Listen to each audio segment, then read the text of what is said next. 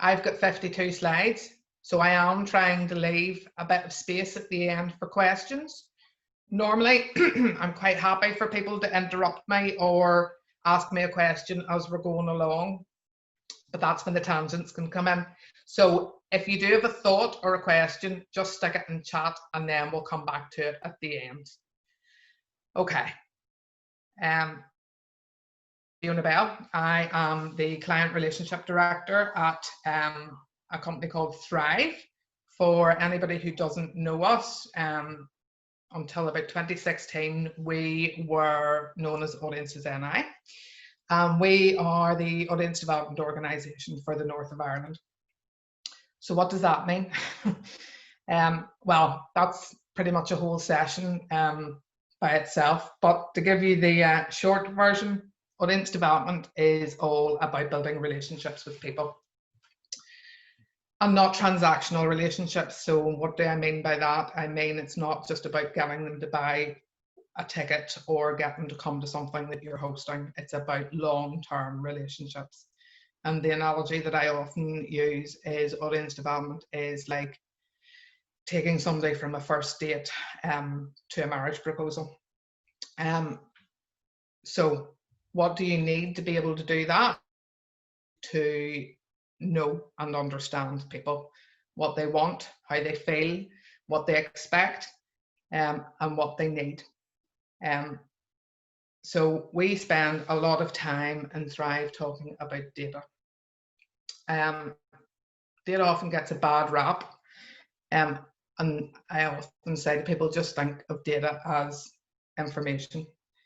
But sometimes data puts people off, especially if it challenges or contradicts your own experience. So that's why I like this quote from Agatha Christie. So just before I go into some of the interesting stuff we found, and I'll talk more about how we found it out, I want to briefly mention something that I see as the enemy of data, and it's something called confirmation bias. Now, I'm sure probably you've heard that term before. Confirmation bias is the tendency to interpret new evidence as confirmation of one's existing beliefs or theories. So I really like this Venn diagram because it's probably what I do most of the time myself. You have what the facts say and you have your own experience, and we tend to overvalue the bit in the middle, so what confirms our own belief, and then we tend to undervalue the stuff that we don't experience. So there will be some of the things we talk about today that might possibly contradict your own experience, or it's not what you see in reality. So I'm just alerting you to it now. So if you start to hear the questioning voice in your head, you can say, oh, that could possibly be confirmation bias. If any of you have a spare half hour, cognitive bias is fascinating when it comes to the interpretation of data. Some people say there's up to 50 different ways that you can disbelieve data. There's a few of them there, but it's definitely worth going down a Google wormhole to see which ones you fall into. So what are we talking about today? Well, we're talking about 10 things that you probably didn't know about Northwest audiences. And all of this came from a big piece of research that we did as part of the Northwest Audience Development project, which is supported by the Northwest Regional Development Group. So the starting point for the project, as with everything that we talk about, is research. So we did a big face-to-face survey back in 2019, so delivered through July to September. And our fieldwork company spoke to 2,400 Northwest residents face-to-face in their homes. We wanted to understand what people participate in arts, culture and heritage, what they attend, and then how that behaviour can be cut based on their age, lifestyle, social grade, presence of disabilities. it's a massive piece of research. Those numbers are big. So it really does give us insight into the cultural habits of Northwest residents. So these are the sort of things that we looked at in the survey, or the research. What activities did people participate in? What did they visit? Where did they go? Who did they go with? The sort of barriers that stop them from doing more, and what other things they do in their spare time. That for us is quite an important one, because when it comes to shaping relationships, just exist in a cultural bubble. They have plenty of other things that they do in their lives, so we have to understand how that fits in with their cultural activity. Okay, so I'm going to ask you all to unmute for a second, because you have to do a bit of audience participation now. And for anybody who's seen this data before, no cheating. So, anybody want to have a guess? What percentage of Northwest residents had engaged in cultural activity in the past 12 months? Give me a percentage. Or stick it in chat.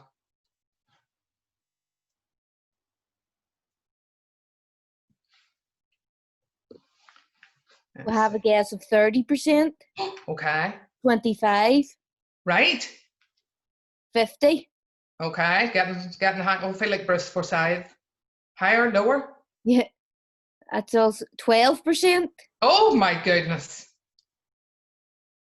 Right. Okay. You ready then? 90 from Anya. Aye, Anya. Here we go. Northwest residents are extremely culturally engaged. The figure that we came across in the baseline was 98%. 98% of Northwest residents had engaged in arts, culture, or heritage activity in the past year. If you want a point of reference, we did a similar piece of research in Belfast, and the figure came back at 94%. They're not completely comparable because there were some differences in the activities provided, but still, we're still talking about very high numbers. So 92% of people had participated in a cultural activity, and 94% had attended.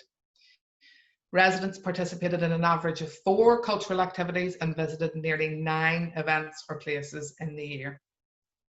Again, all of those figures were higher than Belfast.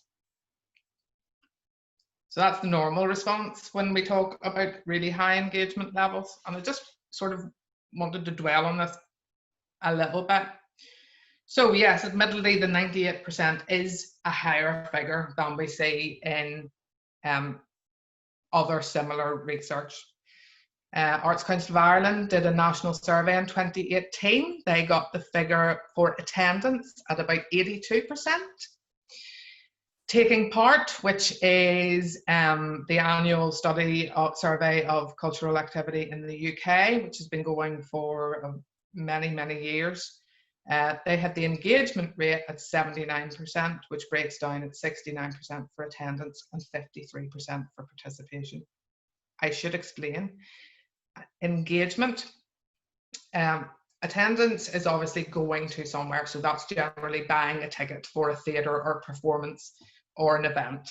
Participation is you participating in the activity yourself, so singing in a choir, playing a musical instrument, writing poetry, and engagement is when you put those two together.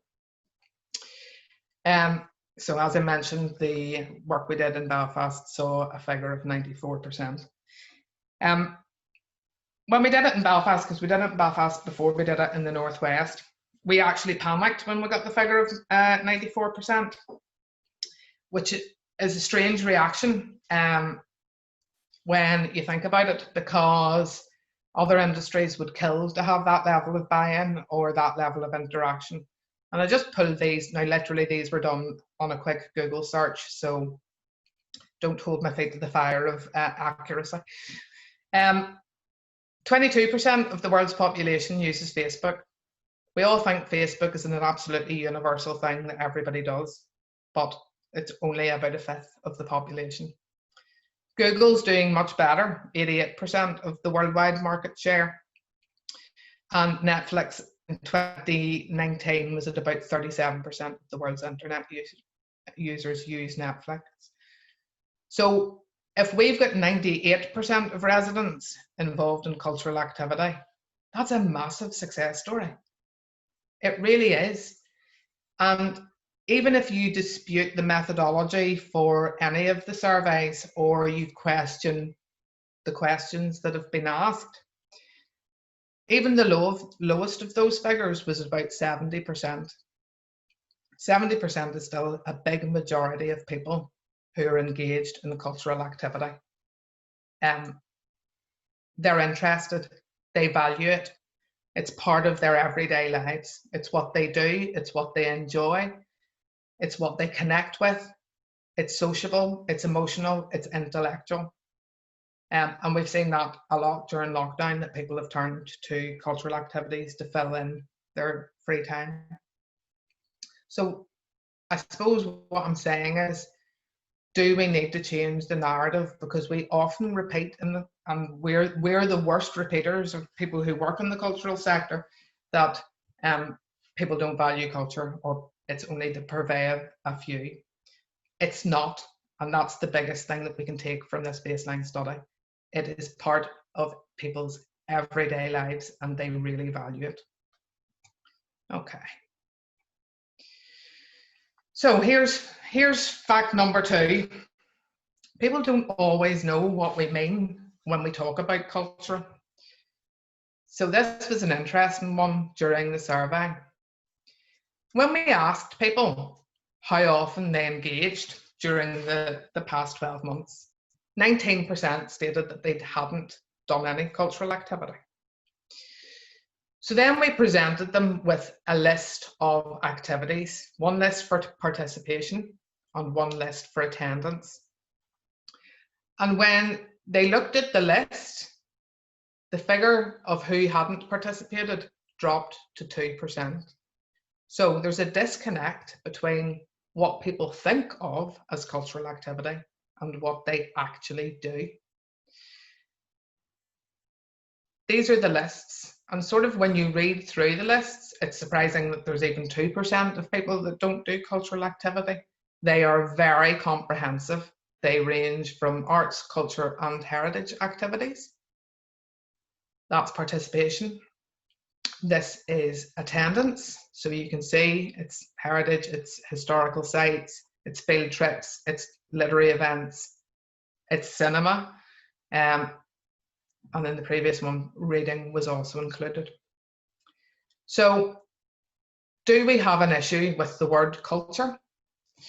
There has been a move in recent years away from from usage of the term arts and more to using culture. But sometimes I wonder if we've brought people with us as we swap the way we use language. So this is an interesting report that was carried out by the Audience Agency, or the Audience Development Organisation in the UK. And it was a piece of research specifically with families, and it was families who don't massively engage with the cultural venues in their area. And I've pulled this bit out just specifically because it was about language. When these families were being asked about arts, they only associated that word with visual art and craft, and to a lesser extent museums. For most of them, it didn't include any type of performance. So sometimes language is the issue rather than the activity. Now, here's the one where I'm going to remind you just about cognitive bias, because this is the one that probably people struggle to get their heads around the most. Engagement levels drop as people age. We found that younger age groups were far more likely to attend, participate, and engage in culture. They were also engaging more frequently than older people. So 16 to 34-year-olds were overrepresented most frequently, while 55 plus were overrepresented in the category who hadn't engaged at all in the past 12 months. So I know often when we talk to cultural organisations and when we talk to the cultural partners involved in the audience development project, their experience is that the people in their venues or in their programmes tend to be older. But we didn't just find this in the Northwest baseline, we also found it in the Belfast baseline, that age decreases engagement. Younger people participated in lots of different locations. Older people were overrepresented participating in heritage locations. So 16 to 24-year-olds were overrepresented in 7 of the 13 locations listed. 65 pluses were only overrepresented at museums, at where you're gathering your data and your information from.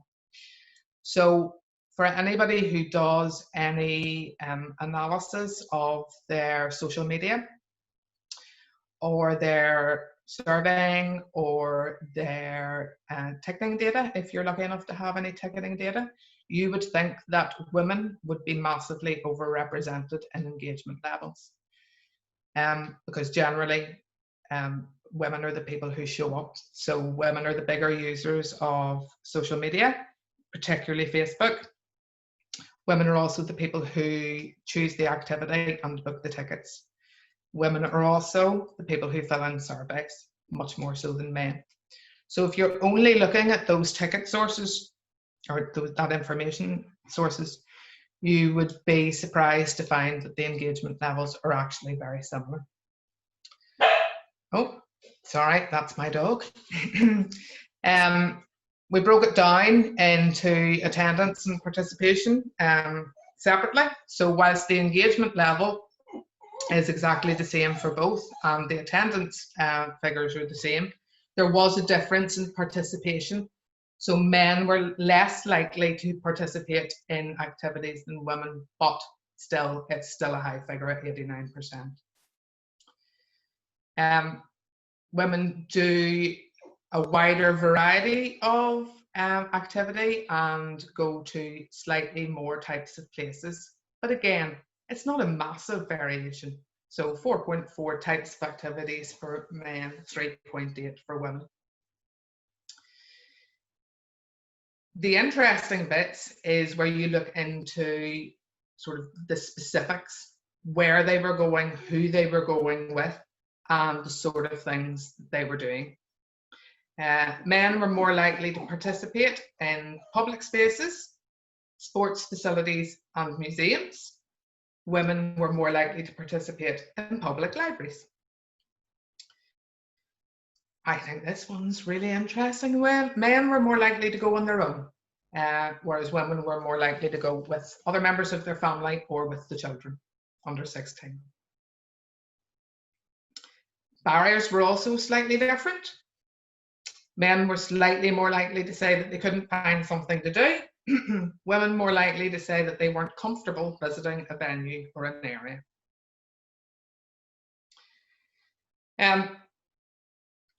Gender had the biggest impact on the types of things people did or attended. So for attendance, men were more likely to attend techno or electronic music, women, musicals, pantomimes, visual art exhibitions, dance and ballet. Men were more likely to do woodcrafts, heritage groups or projects, traditional building skills, writing songs or composing music, and digital animation and gaming. Women more likely to read out loud to children or out loud to children. Dance, textile crafts, other crafts like ceramics or jewellery making, participating in book clubs, acting in plays or dramas, or singing in musical theatre. So to sum up, they engage at the same levels, they just do different things in different places with different people. So then we had a look at how social grade impacted on cultural engagement. And yes, it does have an impact, but maybe not as much as we all think or assume.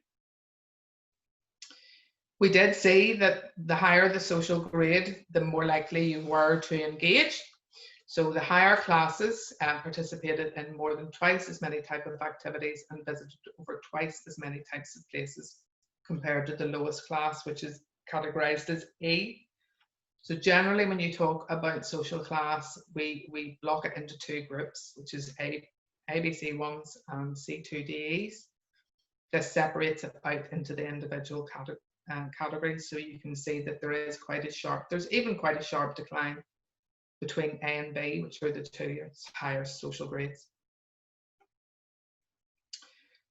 So not only were they doing more, they were doing it more often. ABC1s engaged, which is the pink line, they engaged more often than the C2Ds, who were more likely to have not engaged in the past 12 months. But engagement levels are still high. So in this, we have quite a narrow scale. So the lowest point in our scale for engagement is 84%. The light blue is the total figure for the Northwest, and then the darker blue is ABC1s, and C2Ds is the pink. So engagement levels for C2Ds are still the same as the overall Northwest figure. The one area where we do see biggest difference is, again, with participation. So similar to the gender story, in that women participate more than men, ABC1s participate more than C2Ds. But still, we're talking about a participation level of 89%. So these are still high figures. Social class does have an impact on the type of engagement. So these aren't percentages in these tables, these are indexed tables. The yellow shows a high index, so these are overrepresented statistically significantly. So, and the blue are underrepresented significantly. So anything that's not coloured, it's at the level that you would expect compared to the index. So we see that in participation, ABC1s were more likely to participate in theatre and film, and that the C2Ds are underrepresented in the same categories. That's the same in both participation and attendance.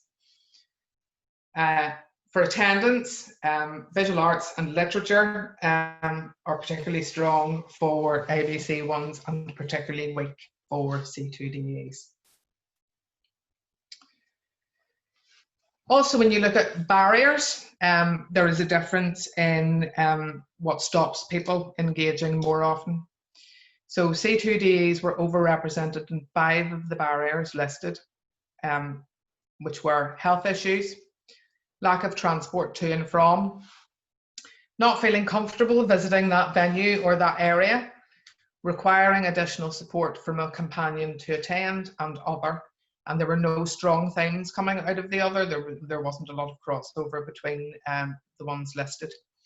So health, transport, not feeling comfortable and requiring additional support are bigger issues for the lower social grades.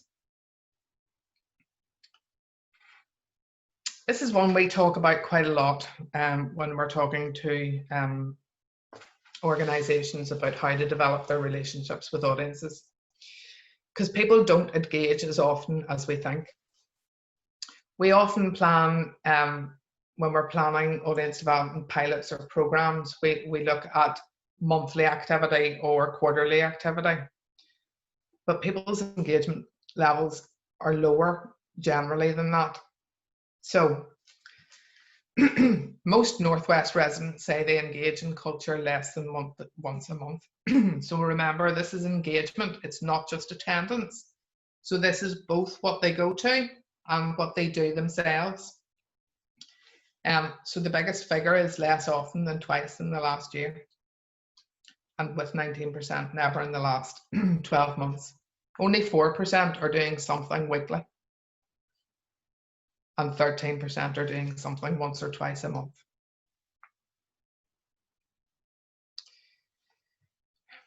We tried to segment the respondents to sort of see where culture and cultural engagement fitted into their priority list. So we asked them to describe their attitudes towards doing cultural activities. So the colours are a bit hard to read on this. 23% liked to do culture as much as they could and deliberately search out activities. The biggest group is this middle group who fit in their cultural activities occasionally, but they're not their first choice. And 32% were hardly ever doing cultural activities as they preferred to spend their time in other ways. But when you add the 23% to the 45%, that's nearly 70% of the population who are occasional or more often users. So that's a good number. So we wanted to know where people's cultural activity happened. And this was quite surprising, probably at the range of spaces that people are attending and participating in. So what we found is most cultural engagement happens outside cultural venues. So we've divided this into participation and attendance. So only 37% of residents attended something cultural at a dedicated arts and culture space, whereas 60% had attended an entertainment venue and 55% had attended a public space. It's very interesting to see that 28% of residents attended a cultural event in a hotel. Obviously, participation, the vast majority of participation took place in people's own homes, with the second highest venue being a community venue, so schools, churches, parish halls, community centres. When you look at participation in a dedicated space, it drops to 15%. So almost as many, well, the same number of people were participating in public spaces as were in dedicated arts and cultural spaces. So I suppose that goes back to when we're thinking about our audiences, we have to think beyond who comes into our cultural venues. Audiences are out there, and they may look different to the people who come into our own spaces. I'm just going to warn you, this next slide can be a little bit of a head wreck, so I shall try and explain it to you. People don't stick to the same things. So what do I mean by that? For years, when we were marketing to audiences, and I know because I used to work in a venue and we used to ask these questions, when we were asking people to sign up to our mailing lists, we would ask them what sort of art form they like. So do you like theatre? Do you like dance? And then depending on what they ticked, they would only receive information about that specific art form. So things have moved on from that, and just as well, because this shows you why that's important. So let me try and explain how this slide works. If you're a music attender, this is the crossover to what other art forms you will attend. So 73% of music attenders went to heritage, either events, no, they're just attendance, so went to heritage events. Again, we saw similar results coming out of the Belfast baseline, so this isn't just random data that's causing us questions in the Northwest. We saw as well that dance, literature and visual art attenders are the most likely to cross over. So you can see across the bottom, the average figure is what percentage of music attenders went to some other art form. So music attenders are the most likely group to just stick to their own art form, whereas 83% of literature attenders tried other things. the relationship between dance and theatre we find particularly interesting. So dance attenders are very open to other art forms. So 75% of those who attend dance also attend theatre, but it doesn't go the other way around. So only 38% of theatre attenders will also attend dance. So yes, people do like their art forms, but it doesn't mean that's the only thing that they'll stick to. We aren't competing with each other. So sometimes when we are thinking about where we're going to find our audiences, we are concerned that our competition is another visual art space, another historic house, another museum, another theatre. It's not. What we're competing with is the other things that take up people's free time. That's what we're competing against. We're competing against somebody deciding to not go out and just stay at home in the evening instead of coming to see our show. Or somebody deciding to meet up with friends and go shopping instead of going to a gallery or doing an activity. There were slight differences when we looked at the results for Derry and Strabane and Donegal. The yellow boxes, again, represent significantly different findings. So they are of particular interest. It can't be just down to the data. There's something going on there. Derry and Strabane were more likely to go out as a family. Whereas Donegal, there was a lot more spending times outdoors. In Donegal, you were more concerned with exercising and also going out for food and drink.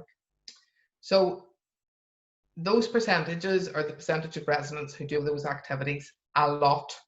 Those are our competition, not another venue or another theatre or another gallery. This is what we have to attract people away from.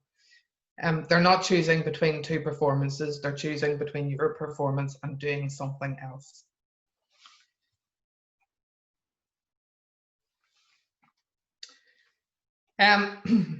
We asked about barriers, and the barrier question becomes even more interesting when you look at the barriers for different cuts of the data. Across a lot of them, cost wasn't the biggest problem. So none of these are particularly surprising, I don't think, but they're very interesting. So these are the barriers where the age group is overrepresented compared to the total average. So for the younger ages, they were just too busy doing other things, and that's the 25 to 34-year-olds. For the 16 to 24s, cost was an issue. For them, it was too expensive. But similarly, transport was an issue. For those in the more middle-aged group, work, family, and careers were their barriers. There's just too many other things that they have to do. They weren't organised enough. No one to go with. And interestingly, poor similar experiences in the past also caused problems for the 45 to 54-year-olds. When we get into the two older age groups, which is the 55 to 64s and the 65 pluses, their barriers are different, and also there's a lot more of them. There's a lot of concerns there around access. So health issues preventing them from doing anything in the first place, concerns about access needs and requiring additional support from people to allow them to go. But also slightly different, no one to go with, not wanting to go on their own, similarly being concerned about large crowds. Sometimes I think we think about the access stuff, but we don't necessarily think about what the experience is going to be like for somebody when they're there. So we flipped this with the barriers. So as well as looking at which barriers did impact on certain age groups, we looked at which barriers didn't impact on certain age groups. So the ones listed here under each age category are the ones that didn't cause them concerns. They didn't show up in the data as being particularly important. So again, some of them not particularly surprising. For younger people, their health wasn't an issue, crowds weren't an issue, access needs and support wasn't an issue, neither was not feeling comfortable in an area or venue. When you look at the middle-aged, again, similarly, health doesn't seem to raise a problem yet, neither does access or access needs. The older age groups are the ones we found very intriguing. So obviously too busy in their free time didn't cause problems, but also too expensive didn't cause problems. So whereas cost was an issue for the younger age groups, so the 16 to 24 year olds, and there was a 45 to 54 cost was an issue. Cost was not an issue for 55 to 64 or 65 plus. The access need one is also interesting. So concerns about access needs only becomes a barrier when you move into that 65 plus age group. And other commitments was not an issue for 65 plus.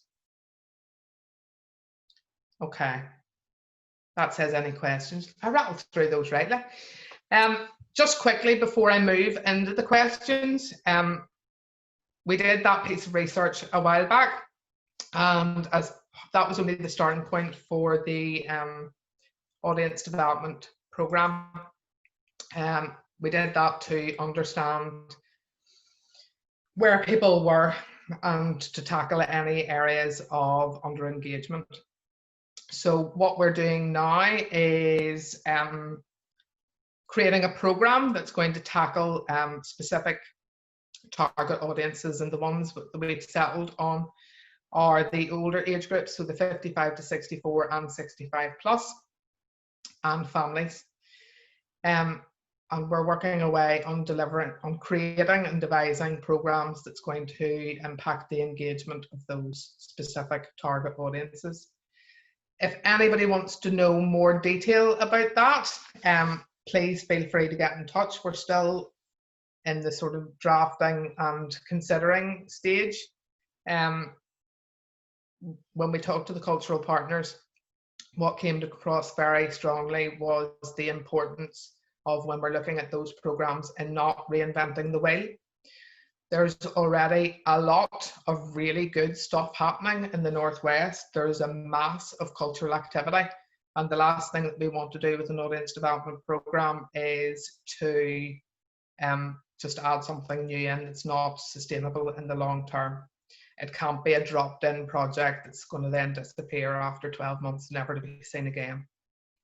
There were also a lot of concerns around capacity in the area, that staff and volunteers are pretty much at breaking point, and to take on additional activity is really going to stretch resources. So that's sort of the remit that we're working in. How do we create something that's going to have a real impact on engagement without crippling an already stretched sector?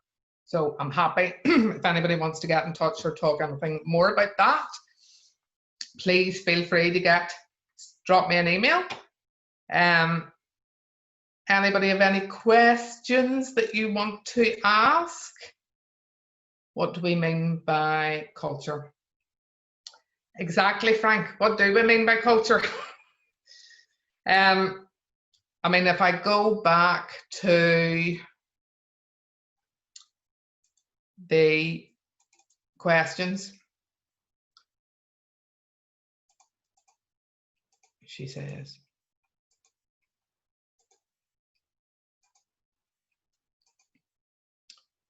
these were the lists that they were given. So that exactly is the point. When you ask people, have they done something cultural, they'll generally say no. But when you get into the nitty-gritty of what that looks like, I mean, that's a fairly comprehensive list when it comes to cultural participation. We expanded it. There's a variety of, there's a thing in Northern Ireland called the Continuous Household Survey, which is often used by central government as an assessment of cultural engagement. Ours is much broader than that, and it takes in a lot more types of things. We did get some pushback when we were talking about the questions about reading and whether reading counted as cultural participation. When you strip out reading, the level of cultural engagement still remains at 97%. So reading, although it's considered by many to be something that everybody does, it doesn't have a huge impact on overall engagement figures when you strip it out. Neither did cinema, interestingly so. What was the one figure that came out? Yes, what was the one figure that, I take it that's not to me, Clara. What was the one figure that surprised everybody the most? Or what was the finding that surprised people the most? I was just asking questions to get things going. I know. That's why I'm opening it out. I think you should all come off mute now so we can have a heated debate. Uh-oh, I'm going to take you all off mute.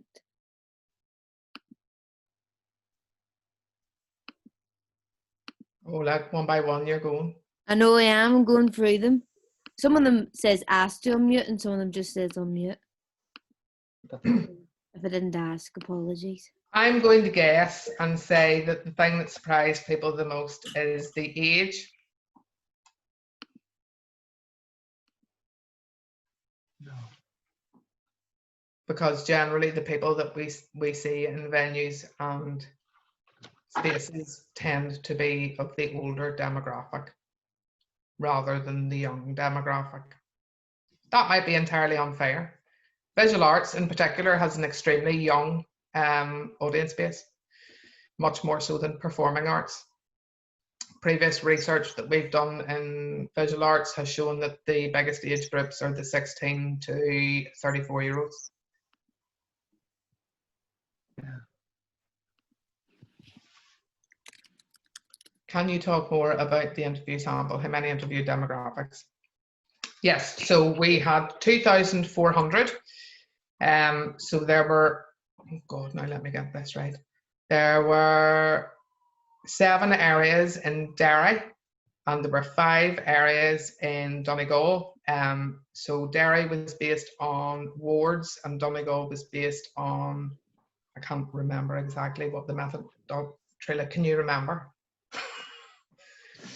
But there were 200 from each area, and they are representative of the population. So to a margin of error of 5%, so that's statistically sound. So the people would be selected based on the percentage of 16 to 24-year-olds that would be found in the Donegal population. Then they had to receive responses from that percentage of people interviewed. So it's face-to-face. It's one of those where people knock on your door and ask you to do a survey, and you're there for 30 minutes. Do you believe people should be able to decide what arts and culture is, or should be assisting? Claire, stop asking these questions. What? I thought I was supposed to help. Amanda McClune, did you really say 12% for what the engagement figure was going to be? Dear me. Right, anybody, any thoughts, comments? Or do you all want to wrap up early on a Friday afternoon? Oh, one new message. Excuse me, I was just wondering, Fiona, in terms of the immediate kind of border areas, was there anything that was coming out of that that would have been surprising or interesting in terms of movement? and people attending. Cross-border, do you mean, Sharon? Aye. So there was, well, again, we did ask people about cross-border engagement. So how many people travelled across the border to partake in a cultural activity? You can do it on your chat. Give me a figure. What percentage do you think came in at for cross-border? I'm not telling you the answer until you put some things in.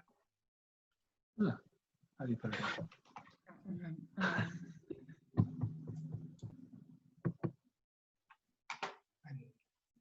20 we've got. Okay. Any advance on 20? 45. Amanda. So 45% are going cross-border, but only 12 are culturally engaged. Of that 12. Yeah, it's 20. Oh God, now I hope I can remember. It's 24, I think. 24% had travelled across the border, and slightly more people from Derry were crossing the border for cultural activity than going the other way round. And again, that's a really interesting piece that's come out from the baseline, because in the past we've only had ticketing data to try and assess cross-border activity, and there's so many issues with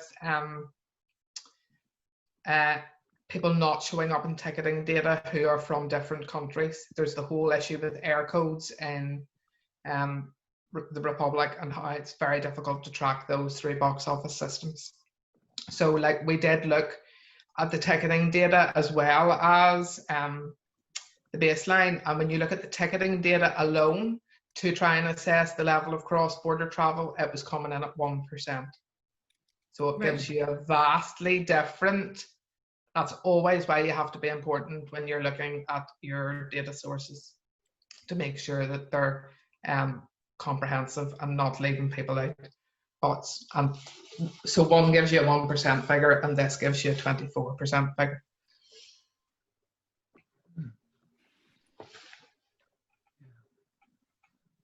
Okay. Thank you. Okay, yes, we shall certainly make the presentation available to everybody.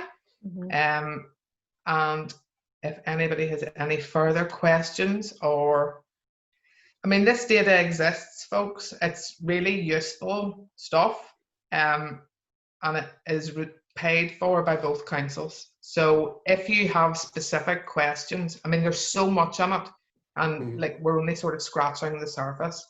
We did more work when you cut the data by disability. It shows you some very interesting stuff, and we delved into the age stuff a bit more as well. So if you do ever have a question about a particular demographic or a particular art form, and you're thinking to yourselves, oh my goodness, I wish I had some information on that, drop us an email. We may be able to mine something out of it for you. It's here for your practical use and your information as much as we can. Fiona, I was just thinking too, because I've seen the data in your previous presentations. It's worth noting that within the Donegal and the Derry and Strabane areas, then there's different kind of localized data which shows up, you know, for a lot of organizations and groups doing outreach work. Again, variation's not massive, but there are areas kind of underrepresented and a wee bit more. Yeah, I didn't even touch on the geography today. Yes, Frank. Yeah, I just wanted to ask about the actual data that you've collated there. Will the councils, both councils, have that data, and will individual organisations be able to access it so that they can do their own audience development and dig in much deeper into it? Yeah, I mean, we can certainly give you, we can't give you the raw data because we don't have the raw data. The fieldwork company has the raw data, but raw data wouldn't be of any use to you anyway, unless you have a data analyst on your team. What we can give you are the Excel spreadsheets that are pulled out from that raw data. That's not an issue. In fact, they might well be in the Dropbox for the cultural partners already. But if they're not, we'll make sure they are. There's no issue with that. You should be able to, you know, get hold of it, interpret it in the best way that works for you guys. If you love a spreadsheet, you're in for a treat. Fiona, Yes. can I put a question just on the class thing? Yes. Just on the two, the ABC1 and the C2DE. DEs, yes. In terms of the overall population, I don't even know if you might have this figure. How does it break down between one and the other? Are they both kind of even in terms of numbers, or are there far more of one than the other? Or Yeah, no, there's more C2Ds generally than ABC1s. I can't give you the exact figures for Donegal, but it's generally about a 40-60 split. 46. So a 40% ABC1, 60% C2Ds. So yes, if your next question is going to then be, you would expect to see higher engagement from the C2Ds because there's more of them. Yes, that is an issue. You don't see the same depth of engagement. Yeah. But sometimes we just stick with the like cultural activity or arts activity or heritage activities just for the rich people. It's not. Yeah. Yeah, yeah. But certain types of cultural activity are preferred by richer people. Yeah, absolutely. By wealthier people. Yes. And they literature and visual happen to be the arts. ones. Yeah. Yes. And they happen to be the ones that are most publicly subsidized. So you can see that it's just when you look at it from that perspective, from the perspective of participation, as opposed to from the perspective of the art form, you get a completely different, thing, you know. So it's massive. I mean, there's some, and they're like, this is why I wish I could show you all of it, because there's some really big curveballs in it that you wouldn't expect. Like you would expect, I suppose the ones I always think of when you think about like niche art forms are like maybe opera and ballet, and neither of them were particularly skewed in the class findings, whereas visual art and literature really were. Interesting. We talked about it before too, didn't we? That like the fact that their barriers was health issues and not feeling comfortable, access, transport. It wasn't cost. Yeah. Which is interesting. Yeah. I mean the cost one particularly not being a barrier for the older age groups, I think is fascinating. Yeah. That just might be me because I'm a data geek. Love a spreadsheet. Okay, that's 3 o'clock. Unless anybody has any other questions, we can wrap it up. But like I say, there's lots of really good stuff here, folks. So please, if you want anything more, just drop me a line at Thrive. We can circulate my email with the Hoofddiff presentation. And thank you very much for giving me an hour on your Friday afternoon, especially for those of you in the north in the 12th week. I'm surprised you weren't on your holidays. No holidays. Thank you. Yeah, no such thing anymore. And make sure you sign up for the other ones, particularly the Thrive one next Friday in the morning, because some of the stuff that we found in the after the interval survey will really help with reopening plans and also digital, what people have been doing to fill the void, so to speak, during lockdown. Okay. Cool. Thank you so much. Happy Friday, everybody. Cheers. Thank you, Fiona. Thank you very much. Good stuff. Thank